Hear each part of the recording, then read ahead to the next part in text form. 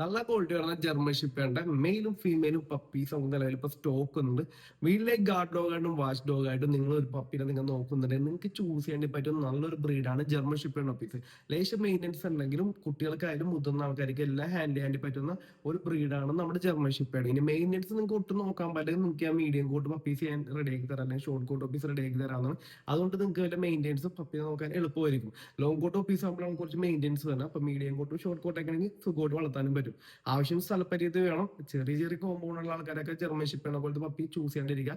നമുക്ക് guard dogs തന്നെ small ബ്രീഡ്സിലും വരുന്നുണ്ട്, അത് ഞാൻ റെക്കമെൻഡ് ചെയ്ത് തരാനാണ്. അപ്പോൾ നിങ്ങൾ വീട്ടിലേക്ക് ഒരു ജർമ്മൻ ഷിപ്പേഡ് പപ്പിനെ മേടിക്കാൻ ആഗ്രഹിക്കുന്ന ആൾക്കാരുണ്ടെങ്കിൽ താഴേക്കാണ് എന്റെ നമ്പറിൽ കോൺടാക്ട് ചെയ്യുക. എല്ലാവർക്കും ബിഗിനേഴ്സിനും എല്ലാവർക്കും വളർത്തി തുടങ്ങാവുന്ന ഒരു ബ്രീഡാണ് ജർമ്മൻ ഷിപ്പേഡ്.